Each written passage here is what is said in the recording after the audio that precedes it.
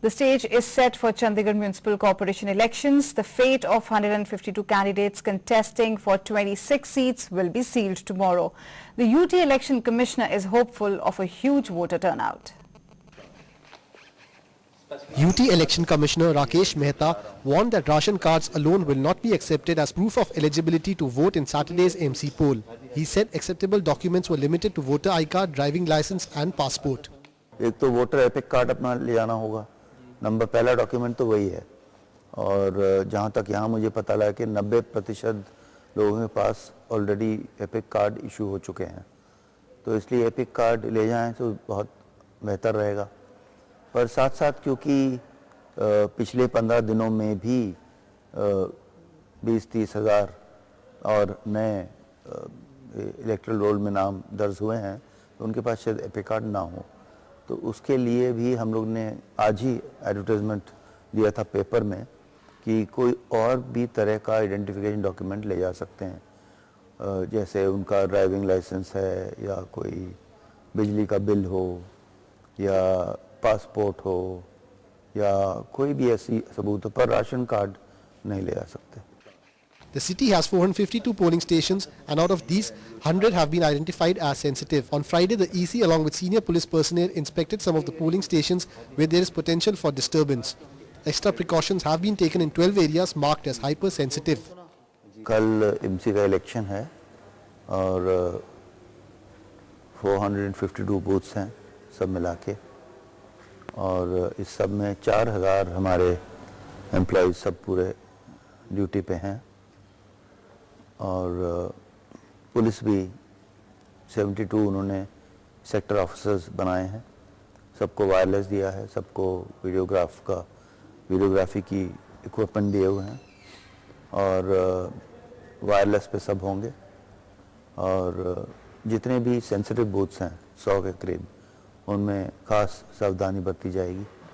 Aside from ensuring a peaceful poll, the EC wants to encourage maximum voter turnout. He says he hopes to see at least 70% voter turnout in this election. A total of 152 candidates are contesting 26 seats. The Congress held the majority in the previous municipal corporation house. Polling booths open at 8 AM on Saturday and close at 5 PM. The result will be announced on Monday. With camera person Sumit Clare and Munish Nagar in Chandigarh, Kunal Chauhan, Day and Night News. To discuss the issue, we are joined in our studios by Sanjay Tandon, President of Chandigarh BJP, Pallav Mukherjee, former councillor of the Chandigarh Municipal Corporation and is now contesting the elections as a Jan Manch candidate, Gaurav Goyal from the NGO Awaz, and MPS Chawla, nominated councillor of the Chandigarh Municipal Corporation. We are also joined live from Chandigarh by Pradeep Chhabra, who is contesting the elections as a Congress candidate. आप सबका discussion में बहुत बहुत स्वागत है। संजय जी, आपसे शुरू करूंगी। अगर हम लास्ट बॉडी की अचीवमेंट्स के बारे में जानना चाहें तो वो क्या होंगी? एमसी ने क्या अचीव किया है? जो चंडीगढ़ की एमसी रही है, मेरे हिसाब से तो एक run of the mill kind of a work, इस तरीके का काम चलता रहा। यहाँ पे क्या होता है कि एक सड़क बनाते हैं, सड़क के ऊपर जो काउंसलर जो है वो ज्यादा अपना एग्जर्ट करके रोप डाल के वो एक के ऊपर दूसरी मैटिंग करता है, तीसरी मैटिंग करता है। छाबड़ा साहब अभी यहाँ पे हैं, 22 सेक्टर के अंदर 3-4 रोड्स ऐसी हैं जो पिछले 2-3 साल के अंदर 3-4 बार उसके ऊपर मैटिंग चढ़ गई जी। लेकिन शहर का कोई ऐसे भी इलाके हैं कि जहाँ पे जो इलाकों के अंदर कोई दूसरी पार्टी का काउंसलर है, उसके एरिया की बेसिक रिपेयर भी नहीं हुई है। इस तरीके से there has been lot of I would say that one person is favored and the other person is neglected. आपके साथ so जहाँ पे जरूरत नहीं थी वहां पर डेवलपमेंट हुई है, जहाँ पर चाहिए जो डेवलपमेंट होनी चाहिए थी, मेरे हिसाब से कोई यहाँ पे कोई नया प्रोजेक्ट लाना चाहिए था इनको। मेरे हिसाब से वहां चाहिए था कोई एक अच्छा कोई मनी माजरा में कोई हॉस्पिटल लेकर आते, उस साइड के ऊपर कोई भी ऐसा इलाज कराने के लिए जगह नहीं है। डिस्पेंसरीज जो हैं उसको स्ट्रेंथन करते, कुछ को 24 घंटे चलाने के लिए उसके लिए करते। कम्युनिटी सेंटर्स हैं, कम्युनिटी सेंटर्स में कोई लेडीज के लिए वोकेशनल ट्रेनिंग सेंटर बनाते, कोई क्रश बनाते, वहां पे कोई ओल्ड एज होम के लिए कुछ वहां पे वो करते, कोई इंडोर गेम्स का करते। हुआ क्या है कि हम लोग सिर्फ इस चीज के हो गए, 2 बाग बना दिए, एक ग्रीन बेल्ट डेवलप कर दी, जो रोड्स की रिपेयर कर दी। और रिपेयर एंड मेंटेनेंस जो है वो एक रेगुलर काम है। कुछ आपको कुछ शहर के लिए करने के लिए you have to give some kind of a vision. आपने काफी सवाल यहाँ पर खड़े किए हैं, छाबड़ा जी को यहाँ पे लेते हैं। छाबड़ा जी, आपने सुना अभी संजय टंडन जी ने क्या कहा, तो आपके हिसाब से आपको लगता है कि जिन जिन डेवलपमेंट कामों की कमी की इन्होंने बात की है वो कमी वाकई रही है? मुझे सबसे पहले तो हैरानगी होती है संजय टंडन जी की बातों पे कि कितनी बड़ी पार्टी के अध्यक्ष हैं और बिना किसी बात के सिर्फ जस्ट फॉर क्रिटिसिज्म ऐसी बातें कर रहे हैं। सबसे पहले उन्होंने मेरे एरिया की बात की, 22 सेक्टर की। इस बात के लिए मैं बिल्कुल टोटली इनकी बात को रिजेक्ट करता हूं, क्योंकि एक भी सड़क ऐसी मेरे इलाके में बता दे जो 3 साल के बाद, 2 साल के बाद, 4 साल के बाद रिकारपेटिंग हुई है। जो टाइमली रिकारपेटिंग का टाइम होता है 5 इयर्स का एक हमारा सर्कल होता है, उसके बाद ही होती हैं। पता नहीं क्यों बिना सोची समझी बातें ये लोग करने लग जाते हैं, बिकॉज आज इलेक्शन का टाइम है। दूसरा, इन्होंने कहा कि वोकेशनल ट्रेनिंग के लिए अभी बोला कि कम्युनिटी सेंटर में इनको करने चाहिए। ऑलरेडी बहुत सारे कम्युनिटी सेंटर में वोकेशनल ट्रेनिंग हमारे सेंटर चल रहे थे, एनजीओ चला रही थी। उसके बाद हमने 25 सेक्टर में 2008 में एक फाउंडेशन स्टोन रखा था कम्युनिटी सेवा केंद्र का, जो Jawaharlal Nehru urban renewal mission के तहत हमें grant in aid municipal corporation को मिली थी। उसके तहत हमने वो कम्युनिटी सेवा केंद्र तैयार करके लोगों को डेडिकेट कर दिया। आज वहाँ एनजीओ जो हैं वो गरीब लड़कियों को वहाँ पे ट्रेनिंग दे रहे हैं। तीसरी बात इन्होंने कही कम्युनिटी सेंटर्स की, उसमें जो कि कोई बड़ा प्रोजेक्ट लाना चाहिए था। बड़ा प्रोजेक्ट म्युनिसिपल कॉर्पोरेशन को जो एडमिनिस्ट्रेशन जितने काम दिए हुए हैं उसके मुताबिक हम लोगों ने काम किया। अगर पहले हमें सिर्फ सड़कें, पार्क या कम्युनिटी सेंटर्स दिए थे तो हम उतना ही काम कर सकते थे। वाटर सप्लाई दी थी तो हमने आज शहर को, पूरे शहर में 2002 में हमारे मेयर पहले जब बने थे कांग्रेस के, तो हमने प्रॉपर वाटर सप्लाई शहर को शुरू की है, किसी तरह कोई प्रॉब्लम नहीं है। इन्होंने हॉस्पिटल की बात कही कि बड़ा प्रोजेक्ट लेके आते। इनको शायद टंडन साहब को इतना पता होना चाहिए कि म्युनिसिपल कॉर्पोरेशन को अभी हाल ही में 4 महीने पहले सिर्फ डिस्पेंसरीज और छोटे जो प्राइमरी स्कूल्स हैं वो भी 7 रनिंग स्कूल है और 13 के करीब हमें अभी सिर्फ लैंड ट्रांसफर हुई है। छाबड़ा जी, मैं आपके पास वापस आती हूँ। हमारे पास गौरव गोयल जुड़े हैं जो आवाज एनजीओ के साथ जुड़े हुए हैं। आपने संजय टंडन जी को भी सुना, आपने प्रदीप छाबड़ा जी को भी सुना। आपको क्या लगता है कहां पर कमियां रही हैं और कहां पर डेवलपमेंटल काम हुआ है?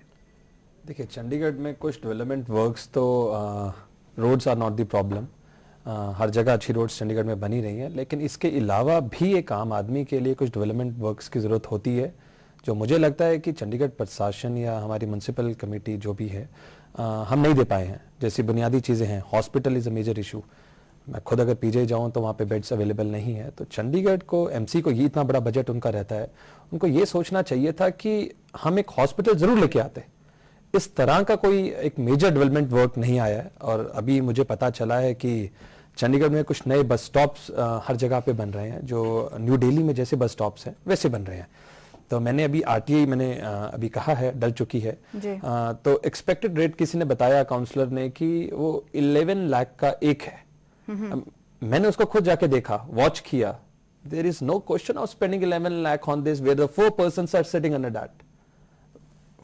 As a layman I think कि वो सिर्फ और सिर्फ 3 या 4 लाख रुपए का होगा। हो सकता है ये फिगर गलत हो, आरटीए में साफ आ जाएगा। तो मुझे नहीं लगता कि इतना कोई डेवलपमेंट वर्क अभी चंडीगढ़ में हो रहा है। राइट। पल्लव मुखर्जी जी, अगर मैं आपसे पूछूं तो बिग टिकट अचीवमेंट्स जो हैं वो क्या रही हैं? The biggest achievement of the municipal corporation that I've seen in the last 5 years is a word called loot. Okay. 1,000 crores on an average every year for the last so many years. And there isn't a single item which has not been based on just that single word. That's what is troubling me. I'm your average man on the street. I'm a technical guy. I'm an architect. I'm into urban engineering. And I understand all these things. Like Mr. Gaurav just said, 11 lakhs for one stupid little bus stop. Come along, we can do that at 30,000 or 40,000 today. That's what surprises me. And this is nothing. Somebody else came up with a proposal for a bus stop costing 72 lakhs. I'll build you a 6-canal house in that kind of money. There is not a single thing in the MC, and I'm being blatant, which is not done just because of one single reason: extortion of money. Yeah. And how's the method they have it? We have brilliant councillors who have no idea what's development all about. Let's be very frank. Would you trust a 1,000 crore company to a bunch of people who can't read an agenda? And those guys have got it sorted out. They send us a 100-page agenda maybe one night before. Nobody reads it. They'll have a half an hour discussion on something like tu manu ek aisi flane, somebody abused somebody else. Right. But when it comes to items number 3 to 37, pass, pass, pass, even before the secretaries managed to read out the words of the agenda. That's why I'm back into this. I've had enough, and I find this system of, shall we say, sucking out the money out of the country. We're already having it at the highest level. I mean, you know what's been happening, all these cases against Raja and so on and so forth. Absolutely. At the state level, the chief ministers are doing it. I don't want to take names. And now they've found out a source, which is the entire, system of towns and cities, which are under Municipal Corporation Acts. Right. And the funny thing is that we are now actually giving out 40 to 50% of the state budget towards towns and cities.